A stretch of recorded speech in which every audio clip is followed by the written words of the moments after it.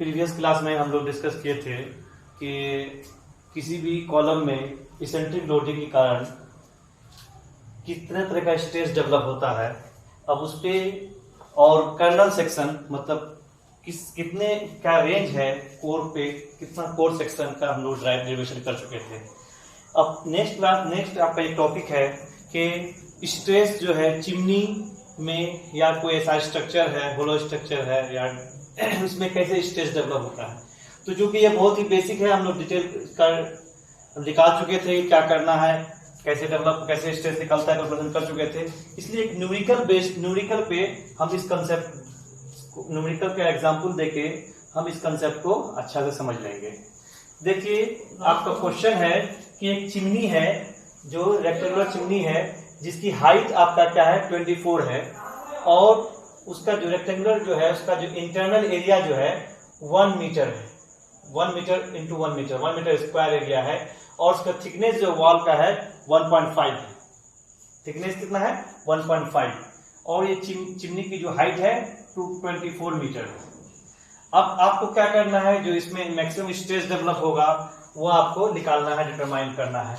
और इसमें ये भी दिया हुआ है कि इसमें जो विंड प्रेशर है, विंड प्रेशर का वैल्यू आपका दिया हुआ है 2000 न्यूटन पर मीटर स्क्वायर। ये विंड प्रेशर का वैल्यू दिया हुआ है। तो अब हमको इसमें क्या स्ट्रेस डेवलप, कितना स्ट्रेस डेवलप होगा, मैक्सिमम स्ट्रेस हमको डिटरमाइन करना है। देखिए इस केस में अब यहाँ पे जो बात आई, यहाँ पे तो इसेंट्रिसिटी ये वगैरह का कंडीशन नहीं है, लेकिन अब यहाँ ये किस तरह कंबाइंड स्ट्रेस का केस है, आइए हम यहाँ पे देखते हैं। देखिए आपका जो इसेंट्रिसिटी डेवलप हो रहा था इस केस में, इससे पहले जो प्रीवियस एग्जांपल में देखे हैं कि आपका एक कोई सेक्शन है, इस पे कंप्रेसिव लोड लग रहा है, लेकिन ये सीधी से पास नहीं होके कहां से पास हो रहा था, सर्टेन इसेंट्रिसिटी, सेंट्रोइडल एक्सिस से सर्टेन डिस्टेंस पे रादर सेकंड इसेंट्रिसिटी हो रही थी। इसेंट्रिसिटी की वजह से इसमें क्या हुआ था, मोमेंट डेवलप हो रहा था ना, जिसके वजह से क्या होगा, एक यहाँ पे दो स्ट्रेस डेवलप हो रहा था, एक डायरेक्ट स्ट्रेस और दूसरा क्या होता, बेंडिंग स्ट्रेस डेवलप हो रहा था। लेकिन इस केस में इस तरह का कोई कंडीशन नहीं है कि आपका इसेंट्रिसिटी है। तो लेकिन यहाँ पे क्या है, ये आपका जो चिमनी है, चिमनी इस एंड से फिक्स है, इस एंड से फिक्स है और जब हमको फिक्स एंड होता है तो स्ट्रेस वही डेवलप होता है जहां पे कोई रेजिस्टेंस होता है, रिएक्शन देने का होता है। तो चूंकि यहाँ पे फिक्स एंड है, चूंकि लोड यहाँ से लगेगा तब यहाँ पे स्ट्रेस आएगा जो डायरेक्ट स्ट्रेस होगा।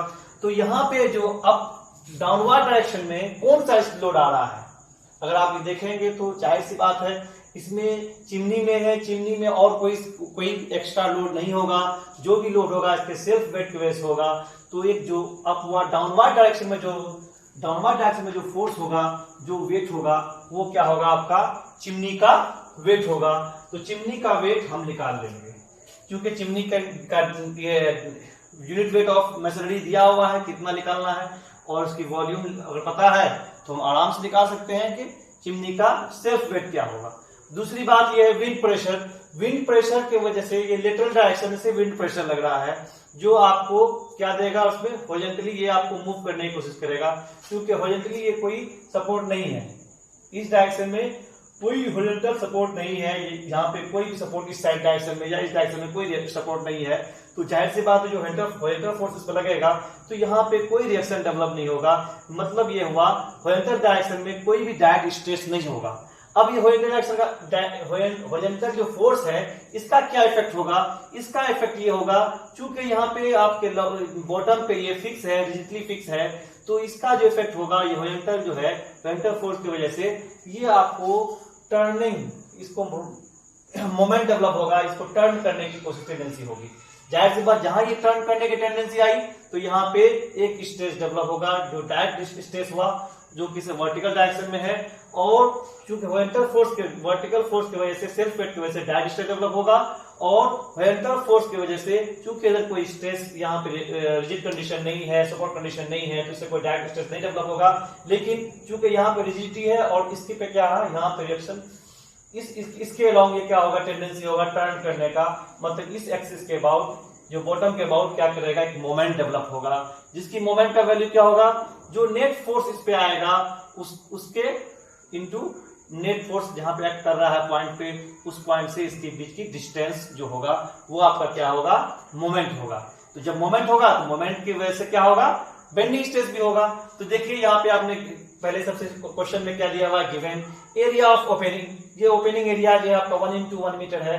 वॉल थिकनेस आपका 0.25 मीटर है, तो 0.25 इधर, 0.25 इधर, तो 1 × 0.25 0.25 क्या 1.5 मीटर हो गया। विंड प्रेशर दिया हुआ है आपका 2000 न्यूटन पर मीटर स्क्वायर। यूनिट वेट आपका मेसनरी दिया है 20,000 न्यूटन पर metre cube. Height of chimney दिया हुआ है और cross section area of chimney, जाहिर सी बात है फिगर से क्लियर है कि आपका क्रॉस सेक्शन एरिया जो है, एक्सटर्नल वॉल जो है, एक्सटर्नल डिस्टेंस जो है कितना है आपका, एक्सटर्नल डायमीटर 1.5 मीटर और ये भी इधर क्या है 1.5 मीटर, तो 1.5 मीटर एक्सटर्नल हुआ और थिकनेस 0.5 है। तो बाकी जो आपका इंटरनल जो ओपनिंग है वो ओपनिंग एरिया कितना है आपका 1 × 1 है, मतलब 1 इधर 1 विथ और स्क्वायर एरिया है तो 1 × 1 हो गया। तो आपका जो एरिया हुआ cross section area of masonry हुआ वो आपका कितना हुआ 1.5 हुआ। अब हम बात कर रहे हैं ये कितना सेल्फ वेट कितना होगा। सेल्फ वेट क्या होता है आपका, ये वॉल्यूम ऑफ जो सब्सटेंस होगा, जो कंस्ट्रक्शन मटेरियल होगा इनटू उसके यूनिट वेट से। तो वॉल्यूम आपका क्रॉस सेक्शन एरिया है इनटू हाइट से मल्टीप्लाई कर दीजिएगा। जहां पे आपका क्रॉस सेक्शन एरिया ए निकाल लिया आप इससे और इसको हाइट से मल्टीप्लाई कर दीजिएगा तो ये वॉल्यूम हो जाएगा। किसी भी चीज का cross section area base area into height तो क्या हो जाएगा आपका वॉल्यूम हो जाएगा। तो ये आपका क्रॉस सेक्शन एरिया हो गया इनटू हाइट, तो आपका क्या वॉल्यूम हो गया और उसको यूनिट वेट ऑफ मेसनरी से क्या मल्टीप्लाई कर दीजिएगा तो क्या हो जाएगा, ये वो आपका सेल्फ वेट हो जाएगा। जो वेट क्या हुआ डाउनवर्ड डायरेक्शन में लग रहा है, तो जाहिर सी बात है डाउनवर्ड डायरेक्शन में लग रहा है और उस वेट को कितना एरिया बेयर कर रहा है, उस वेट को जो बेयर कर रहा है, जो बेयरिंग एरिया है वो खुद क्या है cross sectional area of structure है, cross sectional area of chimney है। तो जाहिर सी बात है तो डायरेक्ट स्ट्रेस क्या होगा, सेल्फ वेट बाई एरिया। तो वेट बाई एरिया तो आप निकाल चुके हैं wait gamma AH by A cancel हो गया तो गामा H, जिसकी वैल्यू आप पुट करने पे आपका होता है 48000 न्यूटन पर मीटर स्क्वायर। अब विंड लोड कैलकुलेट करते हैं। विंड लोड जो है इस सरफेस पे लग रहा है, कंप्लीटली लग रहा है, ये क्योंकि प्रेशर है तो प्रेशर जब भी लगेगा किस पे लगेगा आपका पर मीटर स्क्वायर एरिया पे लगेगा, पर मीटर स्क्वायर एरिया पे लगेगा। तो आपका ये आपका जो एरिया है, एरिया आपका कितना मीटर स्क्वायर है आपको क्या करना होगा, इसका आपको कैलकुलेट करना होगा। जैसे ही आप उसको एरिया कैलकुलेट करने के लिए आप फिगर पे ध्यान देंगे। फिगर में क्या आपका हाइट दिया हुआ है, हाइट क्या है 24 आपका क्या है 24 मीटर आपका हाइट दिया हुआ है, ठीक है ना। अब ये जो एरिया है कितना एरिया पे लगेगा, अब ये प्लान समझ में आएगा आपको। आप ये जो एरिया है इसका फ्रंट व्यू दिखाई पड़ रहा है आपका और टॉप व्यू इस तरह का है, मतलब ये जो थिकनेस इसका होगा ये आपका कितना होगा 1.5 मीटर होगा। क्लियर है, चूंकि ये हाइट है और ये फ्रंट व्यू है तो टॉप व्यू क्या ये दिखाई पड़ रहा है, मतलब ये जो हाई अंदर होगा इसका थिकनेस कितना होगा 1.5 होगा। तो जो एरिया जिस एरिया से मतलब उस डायरेक्शन से जब एरिया लग रहा है, जितना एरिया पे आपका लग रहा है वो क्या है 24 मीटर इंटू 1.5 मीटर है। इस एरिया पे आपका क्या लग रहा है प्रेशर लग रहा है। इस एरिया पे कंप्लीट आपका जो विंड है, आपका हवा जो है टकरा रहा है, विंड टकरा रहा है और विंड की जो इंटेंसिटी है प्रेशर दिया हुआ, प्रेशर इंटेंसिटी दिया हुआ है, जो आपका कितना दिया हुआ है यहाँ पे आपका मेंशन है 2000 मीटर पर मीटर स्क्वायर। ये आपका इसमें कितना लग रहा है, विंड का जो इंटेंसिटी कितना लग रहा है 2000 न्यूटन पर मीटर स्क्वायर। अब ये बताइए जब विंड की इंटेंसिटी कितना है 2000 न्यूटन पर मीटर स्क्वायर है और ये एरिया कितना है आपका 24, एरिया कितना है आपका सर 24 इंटू 1.5 आपका मीटर स्क्वायर एरिया हो गया। तो टोटल फोर्स कितना लग रहेगा, इंटेंसिटी इंटू एरिया कर देंगे तो यहाँ पे हम जो टोटल निकाले हैं यहाँ पे विंड लोड P जो आपका विंड प्रेशर 2000 है 1.5 ये आपका ये एरिया और ये एरिया जो आपका जिस एरिया पे विंड आपका प्रेशर विंड जो आपका स्ट्राइक कर रहा है इस एरिया पे, उस एरिया को हम रख दिए हैं तो मेरा क्या निकल गया विंड लोड निकल गया। और ये विंड लोड कहां पे लगेगा इसके लिए हमको निकालना होगा।